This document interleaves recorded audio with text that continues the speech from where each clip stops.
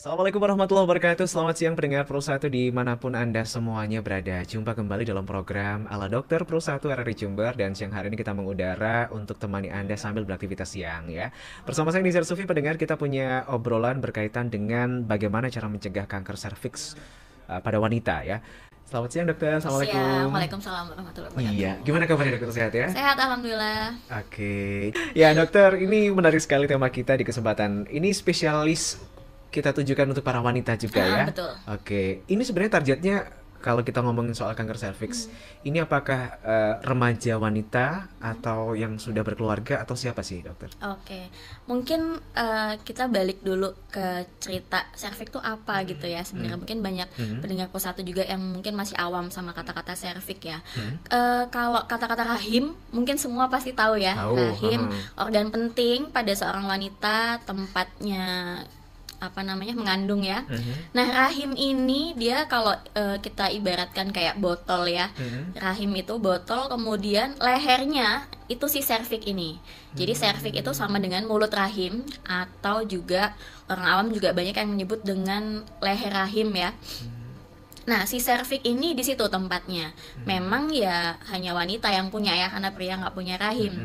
Nah, sebenarnya sasarannya adalah memang karena kanker rahim ini tadi sudah disebut ya, menyerang banyak sekali wanita-wanita di Indonesia. Di Indonesia ranking 2 kanker serviks Ranking ini ya, 2. Ini ranking bukan 2. prestasi dok ya? Iya, bukan prestasi. Sayang banget sebenarnya karena ternyata kanker rahim ini merupakan satu-satunya ya sejauh ini kanker yang bisa dicegah.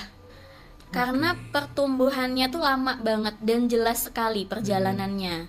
Jadi kalau mau kita gali awal mulanya si kanker serviks ini sebenarnya penyebabnya karena virus HPV ya, Human Papilloma Virus. Nah, dari mulai si virus ini menghinggapi tubuh wanita, kemudian dia menginfeksi si leher rahim ya. Leher rahim yang sehat akan berubah sel-selnya, berubah fungsi, kemudian juga bentuk selnya akan berubah. Nah, itu butuh waktu yang sangat lama sekali. Bisa antara 3 sampai 10 bahkan 15 tahun. Lama juga dokter ya? Nah, betul. Nah, setelah sel-sel itu berubah menjadi lesi prakanker ya. Jadi berubah tapi belum jadi kanker nih. Kita nyebutnya lesi prakanker. Ada yang derajat rendah, derajat tinggi. Nah, setelah ada lesi prakanker ini sebenarnya 90% bisa balik lagi ke normal. Tanpa perlu kita lakukan intervensi apapun ya. Tergantung juga dengan sistem imunitas, kemudian perilaku seksual dan lain sebagainya. Hanya 10% yang berubah menjadi keganasan itu tadi. Makanya kenapa kok sayang banget sampai jadi ranking 2, karena ternyata di rentang waktu Yang cukup lama tadi? 10 tahun tadi, kalau bisa kita ketahui lebih awal, nggak akan dia berubah jadi kanker. Nah, sasaran kita di situ tuh. Gimana caranya wanita-wanita di Indonesia bisa lebih aware, mendeteksi lebih dini supaya kita tidak menghabiskan 10 tahun itu sia-sia gitu ya. Sebelum jadi kanker kita udah deteksi dulu, kita terapi, selesai. Oke, dokter Dewi tadi mengatakan kalau ini disebabkan oleh virus ya. Virus ini kan ada di mana-mana sebenarnya dokter ya. Betul. Nah, kok bisa sampai ke mulut atau leher rahim, ini gimana ceritanya sih dokter? Oke. Nah, memang ini sendiri sebenarnya penjelasannya juga belum terlalu jelas ya. Kok bisa sih si virus ini mencot gitu di Kalau leher mungkin rahim? kan flu batuk kan kita tahu ya dari droplet betul. tertular seperti itu. Nah, ini gimana nih ceritanya? Iya, jadi awalnya memang ya karena tadi ya kemajuan medis sekarang ini diketahui bahwa kanker serviks ini 99,7%, hampir 100% ya. Memang yang menimbulkan ini adalah si Human Papilloma Virus itu. Awal mulanya adalah tentu dari kontak seksual, memang sebagian besar penyebabnya itu ya. Jadi ada mikrolesi atau luka kecil gitu yang timbul akibat kontak seksual. Nah, si virus itu di situ nih. Berkembangnya di situ. Pintunya di Oh, situ, pintunya di awal situ. mula masuknya. Makanya faktor-faktor resiko apa sih orang bisa kena kanker serviks? Ya salah satunya itu tadi. Aktif secara seksual di usia muda, jadi belum waktunya. Udah kalau sekarang remaja-remaja mungkin ya seks bebas dan lain sebagainya itu tentu meningkatkan resiko terjadinya kanker serviks di kemudian hari. Ganti-ganti pasangan juga misalnya ya, kemudian faktor-faktor lain yang mempengaruhi sistem imun, merokok misalnya, Oke. seks yang tidak aman kalau ganti-ganti. Nah, itu pintunya si HPV ini bisa menclok ke leher rahim. Sebenarnya HPV ini nggak cuman menginfeksi serviks ya. HPV itu ada banyak macamnya. Jadi ibaratnya dia spesies tuh banyak jenisnya gitu. Ada HPV 9, 11, 16, 18 gitu ya. Cuman memang yang bersifat keganasan adalah 16, 18 yang banyak menyerang wanita gitu sih. Dokter, tadi dikatakan mohon maaf ya, salah satunya penyebabnya dari berhubungan seksual seperti itu. Kemudian anak muda dan juga pasangan yang cenderung bergonta-ganti. Ini berarti apakah si laki-laki yang membawa virus ini atau gimana sih? Oke, sebenarnya kita nggak bisa bilang laki-laki yang membawa virus ya, karena juga nggak ada penelitian detail yang menemukan dari mana datangnya si virus ini gitu. Cuman memang yang bisa disimpulkan adalah dari sekian banyak penderita kanker serviks, kita bisa tarik kesimpulan tuh secara data memang faktor risikonya tadi itu berhubungan seksual terlalu dini, ganti-ganti pasangan ya, seks yang tidak aman, itu jadi salah satu faktor risikonya. Jadi belum tentu dokter ya, ketika seorang laki-laki mungkin dia maksudnya melakukan hubungan dengan status sudah halal nih ke istrinya seperti itu, ke pasangan sahnya lah, dia belum tentu dia membawa virus HPV tadi itu. Kalau membawa belum tentu sebenarnya. Tapi bisa jadi. Betul. Pada dasarnya semua wanita yang aktif seksual, yang aktif berhubungan seksual ya, usia berapapun, itu punya resiko terkena kanker serviks. Makanya memang deteksi dini itu wajib dilakukan oleh semua wanita yang seksual aktif, usia berapapun ya. Wah, ini penting ya. Penting selain ada faktor norma, kemudian pemahaman agama dari sisi medis dan kesehatan juga. Ya emang apa-apa yang dilarang itu ada. sudah Betul, ada ini hikmahnya. terkuak ya dari hikmahnya seperti itu. Dokter, saya balik lagi. Tadi kan dokter menyampaikan kalau ini berpotensi terkena bagi mereka yang secara seksual aktif seperti itu. Nah, apakah ada kemungkinan seorang wanita terkena kanker serviks apabila dia mungkin tidak pernah melakukan kontak seksual sama sekali? Apakah masih ada potensi, dokter? Ya, kecil kemungkinannya, tapi kalau dari penelitian ada, tapi kecil sekali angkanya. Jadi memang hampir 90% pasti pernah melakukan kontak seksual. Gitu. Yang terkena itu adalah yang melakukan. Betul. Yang tidak melakukan ada yang terkena kanker serviks, hanya angkanya kecil sekali. Itu dari apa, dok? Turunan Enggak atau ada sih. faktor yang Kalau kanker itu kan memang ya di dunia sekarang ini yang apa-apa instan gitu ya, makanan udah nggak karu-karuan, terus radikal bebas dan lain sebagainya, itu sebenarnya juga mempengaruhi sih. Cuman untuk si kanker serviks ini memang dari penelitian sudah ditemukan penyebabnya adalah human papilloma virus itu, tinggal dia jendela masuknya lewat mana. 90% lewat kontak seksual. Dok, apa yang bisa diinformasikan? Ini kan mungkin pendengar kita juga ada yang remaja putri nih yang lagi nonton, yang mungkin baru-baru masa puber, baru menstruasi seperti itu, yang mana mungkin ada kontak tangan ya dengan kelamin mereka seperti itu. Itu apakah juga harus diwaspadai, dokter? Kalau itu sih sebenarnya enggak ya. Jadi sebenarnya untuk mewaspadai kanker serviks ini ya lebih spesifik untuk mencegah ya. Ada sebenarnya 3 poin penting untuk mencegah kanker serviks. 1, otomatis hindarilah faktor risikonya gitu ya. Berhubungan seksual terlalu dini ya. Kita bilang terlalu dini itu kalau wanita dikatakan siap secara kesehatan, organ-organ reproduksinya itu ya, at least di usia 20 tahun ke atas lah. Mungkin kalau di daerah-daerah yang banyak menikah muda gitu 18 tahun itu masih oke lah. Tapi di bawah itu sangat riskan sekali terjadi kanker serviks gitu ya. Kemudian faktor risiko lainnya adalah ganti-ganti pasangan. Merokok, seks yang tidak aman, itu faktor risiko. Jadi pencegahan nomor 1, hindari faktor risikonya. Nomor 2, vaksin. Ini vaksin apa, dok? Vaksin HPV. Sekarang ada khusus ya? Betul, vaksin HPV itu sebenarnya udah lama ada ya. Cuman di Indonesia ini alhamdulillahnya kalau nggak salah 2 tahun terakhir ini ya sudah jadi program nasional. Vaksin HPV itu diberikan, memang gold standarnya adalah diberikan pada remaja putri usia 9 sampai 14 tahun. Itu 90% efektif meningkatkan kekebalan tubuh terhadap virus HPV tadi ya. Nah, makanya tuh jadi program nasional tuh sekarang, karena mengingat kanker serviks di Indonesia tinggi banget. Jadi juga pemerintah mencari cara gimana cara supaya nggak kejadian gitu ya. Jadi dibikinlah si vaksin HPV ini, program nasional. Semua remaja putri, mungkin kalau 9-14 tahun tuh SD kelas 5-6 gitu mungkin ya. Kelas 9, ya betul, kelas 5, kelas 6 lah. Itu wajib. Kalau pada remaja putri yang usia 9-14 tahun, dosis vaksin ini cukup diberikan 2 kali aja. Kalau di atas itu diberikan 3 kali dosis. Nah, vaksin ini efektif banget, tadi saya bilang efektif meningkatkan kekebalan tubuh bila diberikan 9-14 tahun ya. Nah, di atas itu gimana? Tetap efektif, cuman mungkin efektivitasnya menurun. Intinya dia sangat bagus sekali kalau diberikan sebelum ada kontak seksual. Si vaksin ini ya. Nah, kalau ada kontak seksual gimana, Dok? Boleh tetap vaksin, tapi lebih bijaksana kalau kita screening dulu.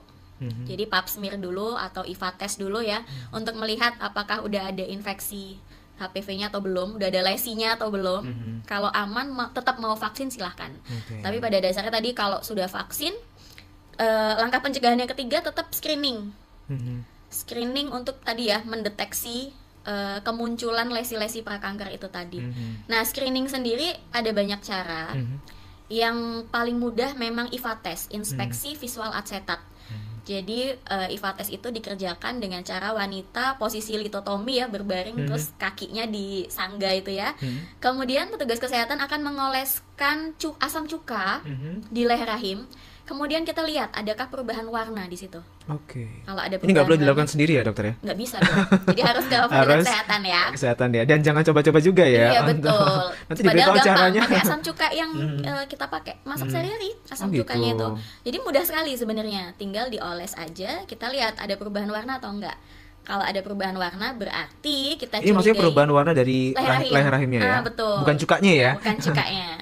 Kalau ada perubahan warna berarti bisa kita curigai ada sesuatu di leher rahim itu. Nah, kemudian yang lebih advance lagi pemeriksaan pap smear. Pap smear itu prosesnya kurang lebih sama ya. Jadi pasien berbaring, kemudian dimasukkan alat untuk memperjelas vagina ya. Nah, dari leher rahim itu kita oles menggunakan alat ya, spatula, untuk mengambil sel-sel di leher rahim itu. Kemudian diperiksa di bawah mikroskop untuk dilihat apakah ada perubahan sel-sel leher rahim yang mengarah ke arah lesi prakanker ya. Nah, dari situ kita bisa simpulkan kira-kira ini hasilnya masih bagus atau butuh pemeriksaan lanjutan. Nah, selain pap smear tadi, ada lagi satu lagi namanya tes HPV DNA. Jadi dicek DNA virusnya ada atau enggak. Nah, sebenarnya pengambilan sampelnya bisa bersamaan dengan pap smear tadi. Jadi sekaligus diambil untuk dilihat di bawah mikroskop plus dicek juga HPV DNA-nya. Nah, screening ini sebenarnya idealnya wajib dilakukan oleh semua wanita yang aktif secara seksual ya. Setiap tahun 1 kali. Kalau misalkan sudah 3 tahun berturut-turut hasilnya aman-aman aja, diulang. Banyak faktor resiko yang memang wanita zaman sekarang perlu benar-benar dijaga. Selain pola hidup yang benar ya, lifestyle-nya juga dijaga agar ya segala sesuatu itu pasti ada penyebabnya dokter ya, nggak mungkin tiba-tiba seperti itu. Dokter, kemudian bagi mereka dokter yang mungkin akan menikah akan menikah, sebenarnya ini hal yang lumrah nggak sih dok, meminta pasangan untuk melakukan tes seperti itu untuk mencari tahu bahwa pasangan saya ini ada potensi kanker serviks nggak sih? Dan apakah itu ngaruh dokter ke, mohon maaf ya, kesuburan seorang wanita? Kalau untuk wanita yang belum menikah ya, sebenarnya untuk screening kanker serviks ini sendiri memang dilakukan pada wanita yang sudah ada kontak seksual. Saya nggak bilang menikah atau nggak menikah, ya urusan masing-masing ya. Yang penting wajib untuk semua wanita yang sudah pernah kontak seksual, sehingga ya bisa kita bilang kalau belum ada kontak seksual, artinya mungkin belum menikah gitu ya, belum ada kontak seksual, sebenarnya nggak perlu juga. Yang perlu apa? Vaksin. Vaksin Langkah HPV. preventifnya itu ya. Betul. Kalau belum menikah, langkah preventif yang bisa dilakukan adalah vaksin. Kalau misalkan tadi usia sudah lebih dari 14 tahun, maka vaksin harus diberikan 3 dosis ya. Bulan pertama, bulan kedua, kemudian diulang bulan ke-6. Nah, itu salah satu cara yang cukup tinggi efektivitasnya kalau mau mencegah kanker serviks. Nanti kalau sudah menikah, ya tinggal screening aja rutin tiap tahun. Begitu juga untuk wanita-wanita mungkin baru dengar nih hari ini, ternyata harus gitu. Ternyata kemarin sebelum menikah nggak sempat vaksin, terus gimana sekarang? Nggak perlu bingung, screening aja. Yang penting tinggal pap smear atau IVA test tadi ya. Pap smear tiap tahun, sudah selesai. Ini apa kalau di rumah sakit atau bisa nggak sih di puskesmas seperti itu dokter? Kalau di Jember ini puskesmas mungkin nggak semuanya bisa melakukan pap smear ya. Tapi puskesmas di Jember ini bisa mengirimkan pengantar untuk pendengar Pro 1 bisa melakukan screening pap smear ini. Jadi bisa juga pakai asuransi BPJS loh, BPJS si bisa pap ya? smear Oh, ini tercover ya? Jadi tinggal ke puskesmas, kemudian minta pengantar untuk dilakukan pap smear Ini ya. ke dokter umum dulu atau ke bidannya nih? Ke dokter puskesmasnya. Dokter puskesmasnya ya? Betul, Oke. nanti akan diberikan pengantar ke beberapa laboratorium yang Menyediakan bekerja sama ya. seperti itu. Betul. Kalaupun misalnya bukan peserta asuransi tadi ya, boleh juga melakukan pemeriksaan mandiri. Langsung aja datang ke laboratorium yang dituju, bisa untuk melakukan pap smear. Atau mungkin bisa konsultasi dulu dengan dokter kandungan ya. Boleh, beberapa dokter kandungan juga bisa mengerjakan pap smear di tempatnya masing-masing. Oke. Gitu. Nah, dokter, kalau misalnya kita sakit seperti pusing, gatal, atau mungkin sakit cacar dan sebagainya, ini kan kelihatan dokter ya, pusing dari gejalanya. Kemudian kalau cacar nih terlihat dari symptoms gejalanya ada bentol-bentol gitu. Kalau kanker ini kan hal yang nggak semua orang bisa lihat dokter ya. Iya, betul. Betul. Kadang kalau udah stadium berapa, udah parah gitu tuh baru terlihat. Nah, kalau masih awal-awal, apalagi kan kanker serviks tadi dokter bilang bahwa ini pertumbuhannya alhamdulillahnya lama dokter ya, 3 sampai 10 tahun. Ini orang gimana mencurigai dirinya ketika saya ini sebenarnya ada gejala nggak sih kanker serviks? Oke. Kanker serviks ini sayangnya kalau sudah bergejala biasanya sudah masuk ke fase yang kanker. Entah stadium berapa. Selama dia masih bentuknya lesi prakanker, ada perubahan-perubahan sel tapi belum ke arah keganasan, itu tidak menimbulkan keluhan. Oh, nggak ada gejala apa-apa dokter ya? Betul, makanya kita wajib screening rutin karena memang sel-sel di leher rahim itu harus dilihat di bawah mikroskop ada perubahan atau enggak. Nah, baru kita tahu ada sesuatu atau tidak di situ. Selama masih bentuknya lesi prakanker tadi ya, Dia nggak bikin gejala apa-apa? betul, jadi kita nggak akan tahu, dan itu berlangsung lama kan, bisa 10 sampai 15 tahun. Nah, setelah menimbulkan gejala ya, gejala kanker serviks yang klasik sekali dikeluhkan pasien adalah perdarahan setelah berhubungan. Kemudian biasanya sebelumnya didahului keputihan yang banyak berbau gitu ya, itu juga bisa jadi salah satu awal mula gejalanya kanker serviks ini. Nah, kalau belum merasakan gejala itu semua, nah better pap Periksa smear, ya. betul, screening sedini Screening mungkin. ya. Oke, jadi hal-hal yang bisa kita lakukan untuk mengantisipasi pencegahan terhadap kanker serviks ini ya dilakukan seperti itu. Nah dokter, mungkin tidak semua orang bisa bercerita dan mau mengutarakan kepada tenaga medis atau mungkin kepada pasangannya kalau dia mungkin mengidap hal ini. Nah bagi mereka yang mungkin masih sungkan dokter untuk berkonsultasi, apa saran dokter nih? Banyak ya pasien kayak gitu ya. Sebenarnya sebenarnya nggak perlu malu.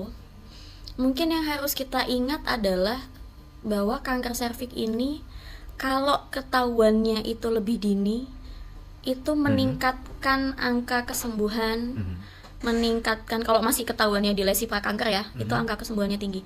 Kalau misalkan sudah ketahuan sudah kanker, masih stadium dini, itu juga kita nggak bicara kesembuhan, kita bicara 5 years survival rate ya. Kalau udah kena kanker, angka bertahan hidupnya untuk 5 tahun ke depan itu jauh lebih tinggi kalau ditemukan di stadium yang masih dini gitu. Karena yang namanya kanker apapun ya, kalau udah ada keganasan itu kan perkembangannya cepat sekali gitu. Nah apalagi untuk kanker serviks ini memang kalau ketahuannya masih stadium dini ya, stadium 1 gitu ya, belum masuk ke stadium 2, itu tata laksana ya operasi. Harus dioperasi Angkat ya? kandungan semua ya, sampai sepertiga atas vagina juga dipotong. Berarti nggak bisa hamil ya dokter? Betul, kalau udah diangkat semua ya nggak bisa hamil. Kalau ketahuannya sudah stadium lanjut, stadium 2 ke atas ya, maka terapinya kemoterapi dan radiasi. Utamanya radiasi. Nah makanya tadi dibilang kalau dari awal ketahuan bisa diangkat semua, ya angka bertahan hidupnya lebih besar gitu dibandingkan kalau kita sembunyikan, kita malu, khawatir, takut nanti malah ketahuan penyakit yang aneh-aneh biasa gitu ya. Kalau ibu tuh, saya nggak mau periksa dok, takut ntar malah ketahuan penyakitnya, malah jadi kepikiran. Nah sayang banget. Justru sedini mungkin kita ketahui, lebih cepat kita tangani, kualitas hidupnya justru akan lebih baik kan. Oke. Jadi jangan atas dasar pertimbangan bahwa pengobatan apapun itu penyakitnya lebih cepat terdeteksi lebih baik dokter Betul. ya ini harusnya ada dukungan juga dokter dari keluarga dari pasangan seperti itu agar ya berobat lah seperti itu dokter ya. Nah kemudian dokter ketika seseorang mungkin sudah terdeteksi adanya kanker serviks ya apa upaya-upaya yang bisa dia lakukan selain dia periksa ke dokter ya? Mungkin ada pantangan dalam makanan atau apakah kemudian ada larangan dalam melakukan hubungan seksual atau gimana dokter? Oke, kalau dari kita tadi bicara screening dulu ya. Kalau dari screening misalkan terdeteksi ada lesi prakanker derajat ringan. Nah, tadi kita sebut kalau lesi prakanker derajat ringan sebenarnya nggak perlu intervensi apa-apa. Dengan sistem kekebalan tubuh dia akan kembali lagi ke normal. Tapi kalau misalkan lesi prakankernya itu derajat tinggi, memang harus dilakukan intervensi ya. Entah itu di counter atau diambil lesi prakankernya. Kemudian kalau misalkan tadi ketahuan lesi prakanker derajat ringan ya kan sembuh sendiri tuh. Tetap harus rutin screeningnya. Paling enggak tiap 1 tahun sekali atau 3 tahun sekali tadi ya. Kalau udah ketahuan lesi prakanker derajat tinggi setelah intervensi juga sama evaluasinya dilakukan pap smear tiap tahun. Nah, berbeda kalau tadi ketahuannya ternyata sudah kanker ya, sudah jadi keganasan. Sebenarnya kalau dari segi makanan apa yang dipantang sebenarnya nggak ada khusus ya. Oke. Cuman memang yang harus diperhatikan adalah pasien-pasien yang menderita penyakit keganasan menerima terapi-terapi seperti radiasi, kemoterapi. Itu kan karena efek sampingnya lumayan berat ya, mual muntah, rambut rontok dan lain sebagainya, tentu akan lebih mudah bagi tubuh untuk menjalani pengobatan kalau didampingi dengan konsumsi makanan-makanan yang sehat dan gizi seimbang gitu. Jadi kalau udah dalam proses pengobatan kanker ya alangkah baiknya tidak mengkonsumsi makanan-makanan junk food ya. Terus makanan-makanan cepat saji, tinggi garam. Nah, itu sih. Tapi bukan dalam rangka untuk apa namanya ya, mencegah supaya nggak jadi kanker ya, karena sudah terjadi ya. Jadi itu hanya kalau dari segi makanan nggak ada pantangan apa-apa sebenarnya, cuman untuk mempercepat proses pengobatan ya lebih baik pasien juga mengkonsumsi makanan-makanan sehat. Oke. Kemudian apakah ini bisa menularkan dokter? Oke, Bisa menular ke ya orang lain seperti itu lah. iya. Nah, tadi juga saya belum sampaikan ya, kalau misalkan terdeteksi lesi prakanker derajat ringan ataupun tadi yang derajat tinggi ya, berpengaruh ke suaminya atau ya, pasangannya gitu betul. misalnya. Sebenarnya nggak terus menjadikan pasien kalau gitu nggak boleh berhubungan seksual, enggak sebenarnya. Tetap boleh ya. Tetap boleh, nggak ada masalah. Ya tinggal nanti screeningnya rutin aja gitu sih. Nah, bicara tentang menularkan atau enggak ya, sebenarnya HPV ini nggak menular. Kalau menular ke orang lain gitu enggak ya, tapi dia memang bisa ditularkan melalui kontak seksual. Gitu. Nah, untuk informasi aja, sebenarnya kan HPV tadi saya sebutkan banyak spesiesnya ya, banyak jenisnya gitu. Tipe ini, tipe ini, tipe ini. Beberapa tipe juga menginfeksi laki-laki loh. Bisa Jadi dokter ya. kanker penis, ya kan, kemudian apa namanya kutil kelamin, itu HPV pada laki-laki, jadinya itu. Tapi kalau untuk yang di perempuan memang tipe 16 dan 18 yang menyebabkan keganasan. Kalau ditanya menurun nggak dok ke anak gitu ya? Kalau menurun enggak, karena kan tadi balik lagi faktor risikonya kan lebih ke kontak seksual, kemudian riwayat-riwayat yang berhubungan dengan imunitas tubuh ya. Jadi kalau menurun itu enggak ya. Ketika dia mungkin dalam kondisi hamil dokter, apakah ini juga ada treatment khusus penderita kanker serviks pada wanita hamil dan normal? Oke. Kalau hamil, kalau misalkan ini hamil terkena kanker serviks gitu ya, dia ada kanker serviks dan sedang menderita itu. Betul. Nah, itu lebih kompleks lagi ya. Jadi harus kita evaluasi dulu usia kehamilannya kira-kira berapa minggu ya kan, janinnya mungkin sudah viabel atau belum. Kalau misalkan ditemukan stadium kanker serviks yang sudah lanjut dengan kehamilan yang mungkin janinnya belum viabel ya. Kalau stadium lanjut kan belum pasti viabel nih maksudnya gimana? Di bawah 20 minggu ya, di bawah 24 minggu ya, masih di bawah 500 gram. Itu kan belum bisa hidup tuh janinnya kalau dilahirkan, ya kan?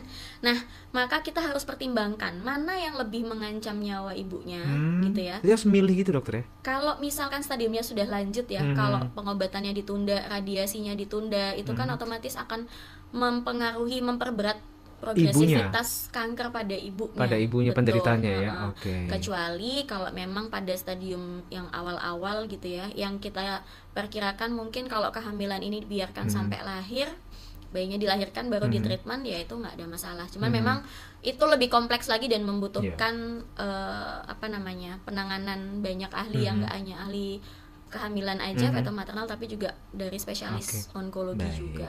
Dokter, ada pertanyaan kita boleh sapa ya. Dokter, saya ingin bertanya berkaitan dengan pemeriksaan pap smear. Apakah ini rasanya sakit? Oke. Itu sebenarnya yang banyak ditakutkan para wanita ya. Dok, takut nih mau periksa nanti dimasukkan alat sakit gitu. Saya nggak akan bilang nggak sakit. Ya. Bohong itu ya? Bohong. Kalau sakit sih mungkin enggak, tapi pasti ada rasa tidak nyaman lah. Namanya vagina dimasukkan alat gitu asing, ya. Alat asing ya. Betul, pasti rasanya tidak nyaman. Tapi insya Allah nggak sakit. Karena saat kita masukkan itu, kita akan berikan gel ya, pelicin supaya masuknya lebih mudah dan tidak menyakiti wanita-wanita yang periksa, gitu sih. Jadi tetap ada rasa sakit ya, dokter ya? Mungkin rasa nggak nyaman ya, namanya dimasukkan alat ke kemaluan. Oke, kita bacakan pertanyaan berikutnya, masih berkaitan dengan pap smear ini, dokter ya. Apakah hasil pemeriksaan pap smear ini selalu akurat, dokter? Oke. Kalau yang namanya pemeriksaan apapun itu ya, pasti ada false positif, false negatif ya kan. Tapi memang pap smear ini kalau misalkan sampelnya itu adekuat ya, artinya nanti kan ahli patologi, dokter spesialis patologi akan membaca nih, ini sampel yang diambil adekuat untuk dilakukan pemeriksaan atau tidak gitu ya. Nah, kalau misalkan sampelnya adekuat ya pasti 80-90% akurat. Oke, jadi ya namanya kita udah ikhtiar, dokter ya, seperti itu. Oke, kemudian dokter, ini ke pertanyaan berikutnya. Dokter, apakah kanker serviks ini bisa disembuhkan dengan cepat apabila melakukan pemeriksaan dan screening tadi? Atau bagaimana potensinya? Kalau ditemukan dalam kondisi lesi prakanker, belum jadi kanker ya, lesi prakanker, itu bisa disembuhkan. Oh, bisa, dokter. Betul, ya? bisa disembuhkan. Jadi virusnya dimatikan semua gitu? Jadi leher rahimnya di counter gitu, diambil leher rahimnya yang ada perubahan sel-sel tadi ya, dan itu akan kembali normal leher rahimnya. Berarti masih bisa tumbuh lagi gitu? Betul, dia bisa kembali ke bentuk semula. Jadi nggak perlu khawatir, dok, nanti kalau dilakukan intervensi di leher rahim nanti mengganggu aktivitas seksual dan lain sebagainya. Nggak perlu khawatir, insya Allah dia akan regenerasi ya, sel-sel leher rahim itu. Itu usia ngaruh nggak sih, dok? Maksudnya gimana? Kan kalau misalnya kita jatuh atau patah kan, zat kapur ketika orang udah tua tuh agak berkurang gitu loh ya. Iya, itu ngaruh kalau nggak sih? Sebenarnya ya mau nggak mau pasti berpengaruh ya. Cuman si leher rahim ini kalau kita temukan kelainannya pada lesi prakanker, belum berubah menjadi kanker, itu tingkat kesembuhannya tinggi sekali. Bisa kembali ke normal setelah dilakukan terapi gitu ya. Tapi kalau ketahuannya itu sudah kanker serviks, kalau stadium dini, tadi saya bilang kalau udah kanker kita nggak bisa nyebut kesembuhan ya. Kita nyebutnya adalah prognosis, angka bertahan hidup 5 tahun ke depan. Itu kalau sudah kanker. Statusnya jadi kanker. Betul. Ya. Okay. Kalau ketahuannya stadium dini, otomatis lifespan-nya 5 tahun, survival rate-nya itu akan lebih bagus dibandingkan pasien-pasien yang ketahuan kankernya sudah stadium lanjut, stadium 2 itu udah lanjut ya. Nah, itu lebih nggak bagus lagi prognosis angka bertahan hidupnya. Oke. Itulah kenapa seperti yang dokter bilang tadi, pendengar, bahwa ya lakukan screening pemeriksaan, karena ketika terdeteksi lebih awal, ya ibaratnya mobil yang rusak banget dengan yang baru bocor doang itu lebih mudah. Betul. Yang bocor doang, dokter ya, seperti itu. Dokter, kita tahu bahwa ini menjadi hal yang mungkin sedikit tabu dibicarakan, namun penyakit seperti ini yang mungkin tidak terlihat secara kasat mata seperti itu memang harus diketahui. Utamanya edukasi ini bagi para wanita, kemudian remaja wanita, bagi Anda juga mungkin sudah berumah tangga dan berapapun umur wanita ya, atau Anda ibu-ibu yang sudah punya anak atau mau punya anak, ini harus sama-sama dipelajari. Dokter, mungkin terakhir yang menjadi pamungkas kita di kesempatan siang hari ini berkaitan dengan pencegahan kanker serviks. Apa yang harus terbuka, dokter, disampaikan oleh penderita kanker serviks kepada dokter?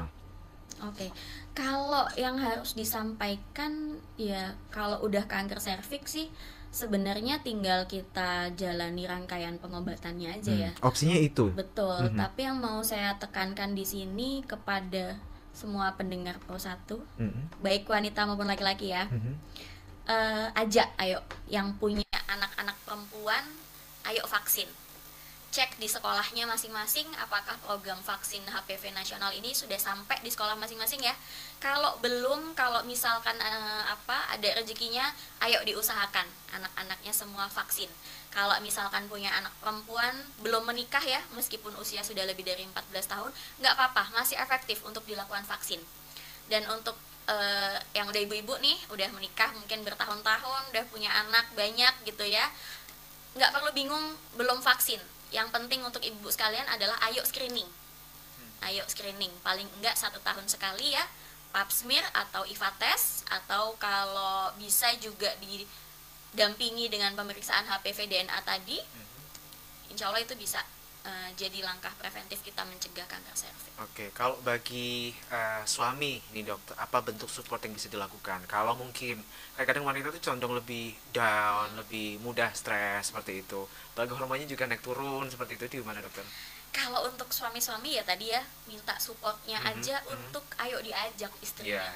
Diajak diyakinkan istrinya, kalau betul. Ya it's okay gitu lah ya. Ya it's okay, berangkat. Kalaupun ada sesuatu hasilnya tidak seperti harapan kita, ya itu lebih bagus ketahuan dari awal daripada sudah berlarut-larut gitu sih. Kalau punya anak perempuan, saudara perempuan, ibu ya kan, tante, bude, mungkin ayo semua ajak buat screening. Sampai kapan screening ini harus dilakukan? Selama masih seksual aktif, semua wanita wajib screening sampai ke usia mungkin 65 tahun ya. Kalau sudah 65 tahun ke atas sudah nggak perlu lagi sebenarnya untuk pap smear gitu ya. Di Jember ini termasuk yang tinggi dokter kasus anak yang membuang bayi.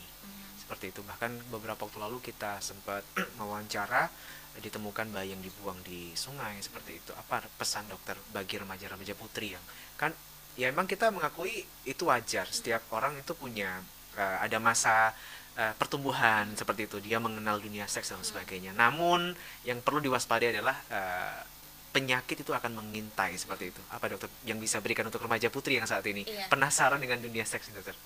Miris ya sebenarnya ya. Tapi yang harus kita tekankan ke anak-anak kita, saudara-saudara kita yang remaja putri, berhubungan seksual di usia dini itu memang meningkatkan resiko ya, satu tadi kanker serviks ya, penyakit menular seksual. Itu juga karena ya kita nggak tahu partner berhubungan seksualnya itu juga berhubungan dengan banyak orang mungkin ya, kalau di seksual bebas seperti itu. Kemudian yang kedua, semua perbuatan itu kan ada konsekuensinya ya. Jadi ayolah dipikir benar-benar gitu ya, apalagi kalau misalkan sampai terjadi kehamilan, karena ya hamil itu kan nggak hanya mengandung 9 bulan ya, tapi juga nanti melahirkan, bertaruh nyawa, membesarkan anak, itu juga butuh kesiapan. Jadi kalau memang belum siap, usia masih remaja, belajar dulu lah, belajar dulu yang benar, cari ilmu sebanyak-banyaknya, supaya nanti di masa depan berkeluarga, menikah, punya anak, kita juga bisa jadi ibu yang berkualitas gitu sih. Di luar topik tadi pencegahan kanker serviks ya. Oke, baik, terima kasih sekali lagi. Ini menarik ya, sebagai seorang dokter yang banyak dikeluh kesahi ibu-ibu yang sedang hamil ya dokter ya. Betul. Oke, dan miris banget kalau kita jumpai anak-anak muda begitu mudahnya. Ini termasuk membunuh juga dokter ya, membuang bayi dan lain sebagainya. Pasti miris dokter ya. Betul. Baik, terima kasih sekali lagi Dokter Dewi Ayu Astari Paramita SPOG sudah hadir untuk Pro 1 RRI Jember. Sama-sama.